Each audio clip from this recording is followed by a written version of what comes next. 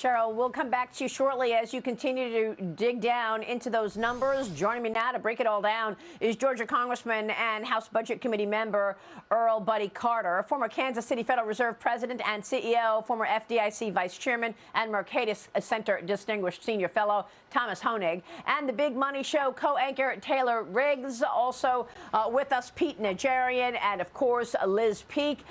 Pete, we were talking right before the number came out. The market rallied. We are back to flat on the Dow Industrials, up just 4 points, but the NASDAQ is still strong. Do you see this report as confirmation that we'll see a pause in the Federal Reserve's rate hikes tomorrow? Yes, I do. I mean, that's my interpretation as we're looking through it, Maria. I think they came in pretty much spot on just about everything, and the expectations, I don't think there was anything out there that really caught everybody off guard. But you know, energy and when you talk about shelter, and you brought that up, and I think that's very important because obviously that is a very large percentage of what we're looking at. So I think some of the effects, I'm not saying that I think the market can scream higher because of this, but I certainly do feel much better, a little bit more comfortable now that we've got this number about where the markets are and where we are going in the direction and the deceleration, if you will, of what we're seeing in terms of some of these numbers. Well, Thomas Hoenig, assess where we are here, because when you strip out food and energy, the CPI is up. You got 5.3% number here, and of course, rent and that component continues showing pretty aggressive numbers. How would you assess this?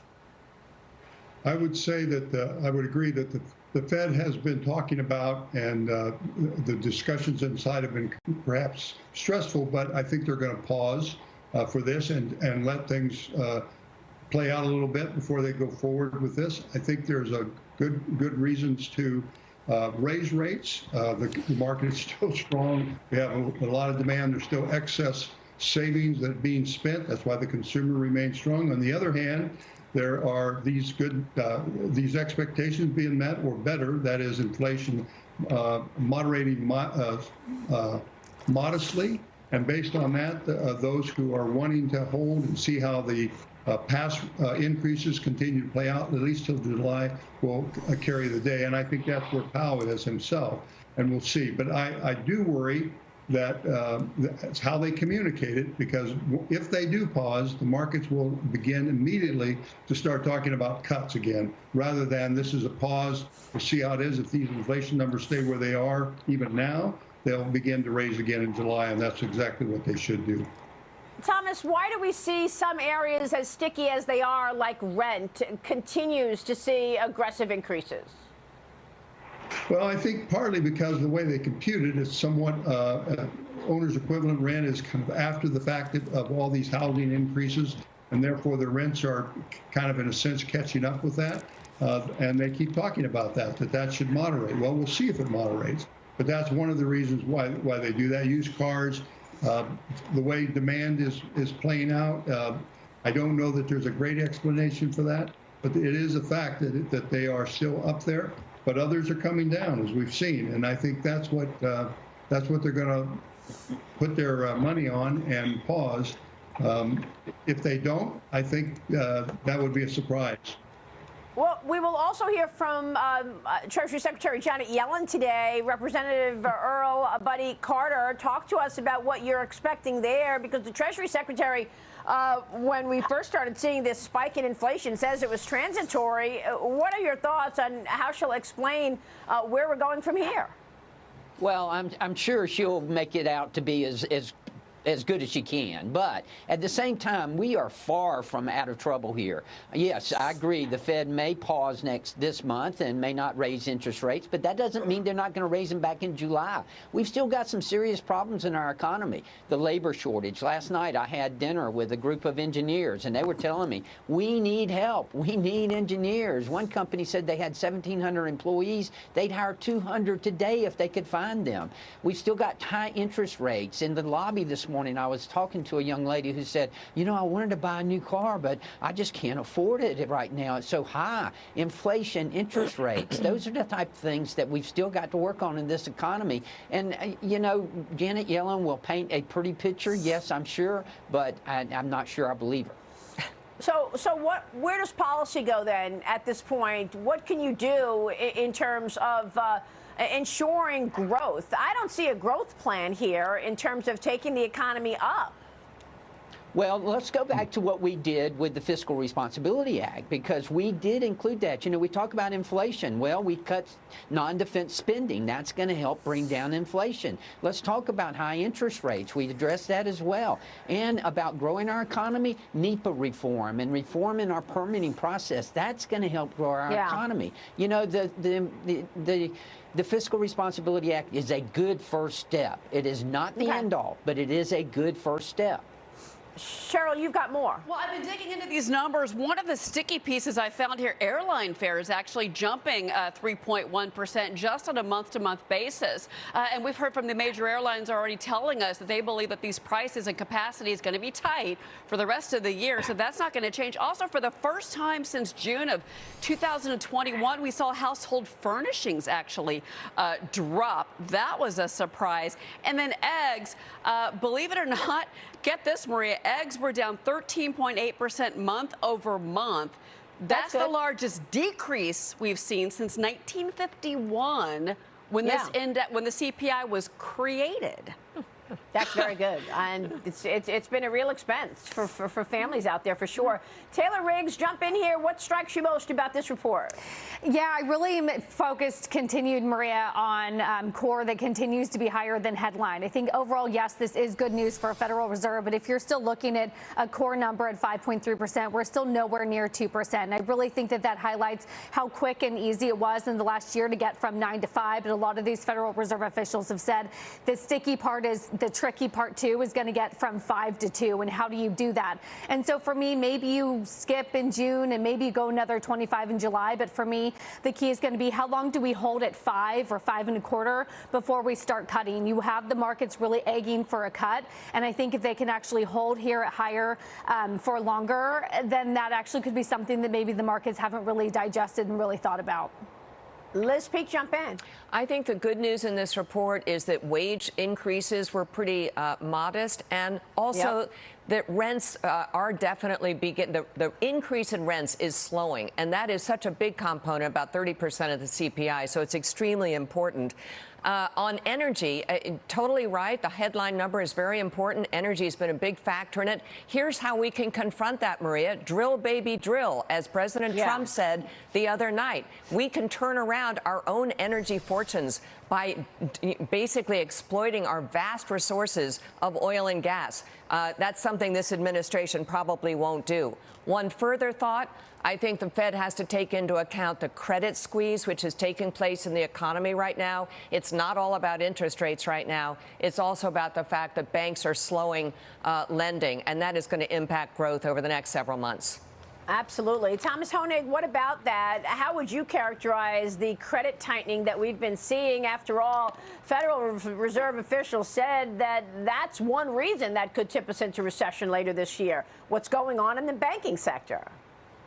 Well, yeah, it follows when you raise interest rates by a factor of 20, that is from 25 basis points to 5.25, you're going to slow the economy. And that's what you're seeing. And you're going to begin to ration credit. Banks are dealing with that, and the demand for credit will eventually begin to slow. Now, I will remind you, though, that I think rates will probably have to go up again in July, because when you look at real interest rates, they're just now turning positive after all these increases. So you still have a very accommodated environment as far as the interest rates, real interest rates economy, until we get this balance back. And I tell you, part of that is the fiscal side.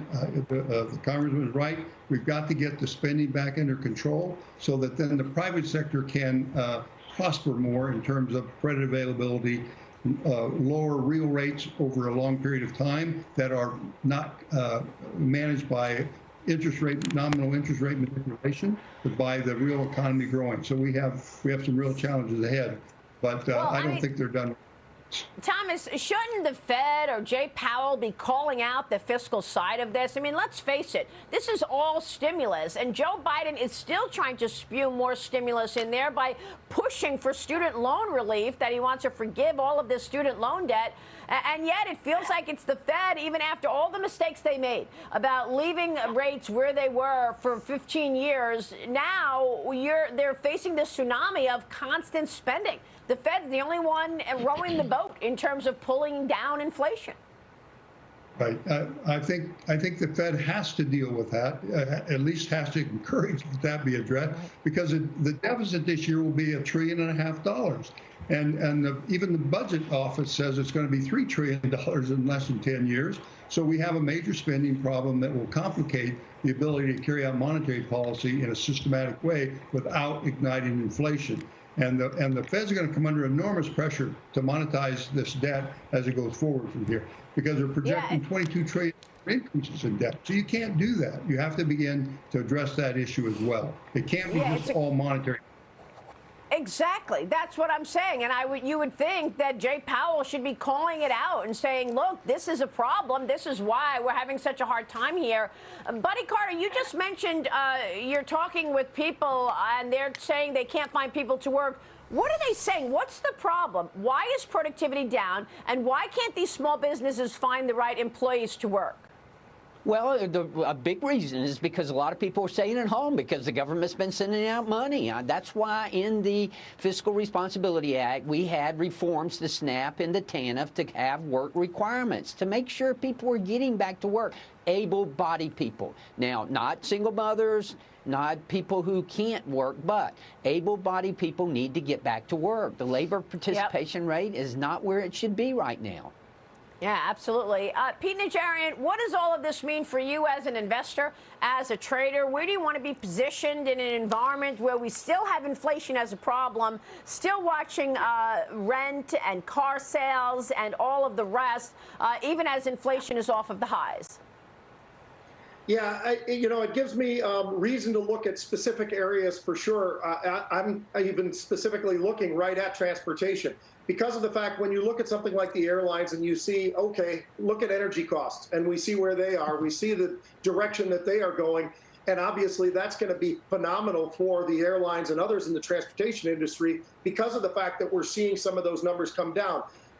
Just along the lines of what Buddy was talking about too, labor shortage is a major deal though, Maria, and I think it's something that we are all very keen watching that very closely, because that will be something that is going to continue to be a problem if it's not addressed. People do need to get back to work, and that's like Buddy said, you don't have to just make certain folks go back to work, but the shortage is something that people have gotten just too comfortable. They've gotten too comfortable with the ability to stay at home when we've got to get back to work. That's what we are here in America. We are workers. Well, we need folks to get back out there, and that's been part of the problem as well. So we see all these cuts that are happening, for instance, in the tech industry, but they are getting so much more efficient. That's why I think you're seeing that being the leader right now in the markets themselves.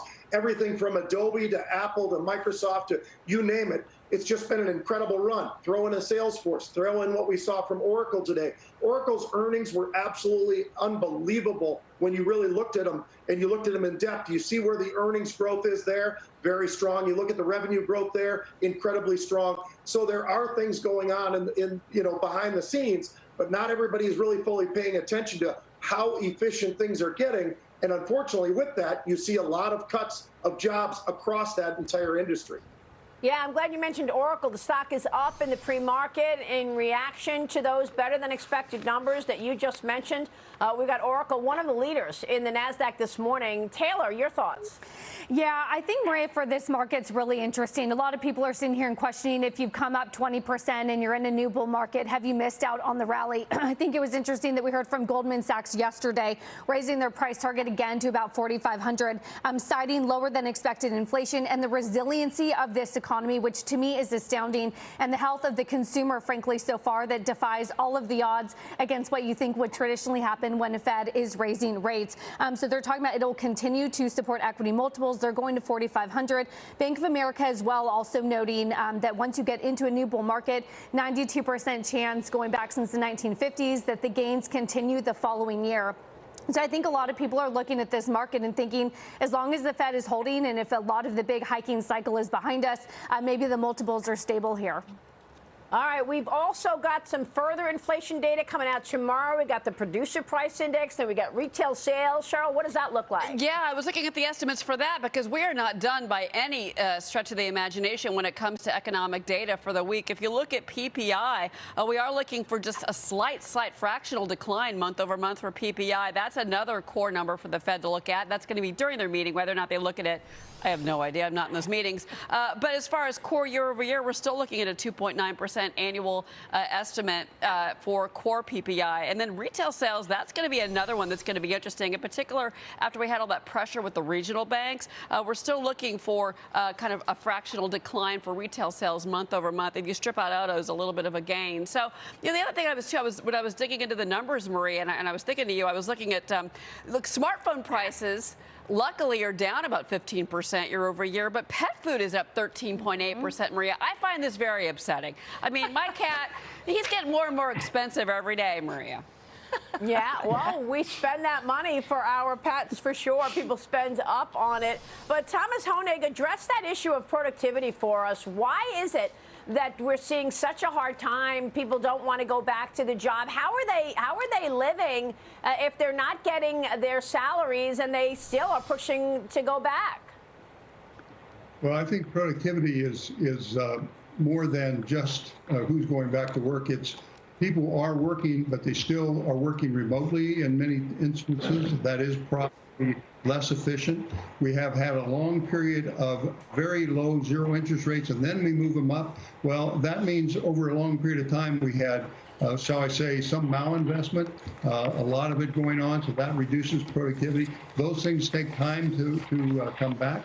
So I think we are going to see productivity improve if we follow a good fiscal and monetary policy going forward, and that's a big if.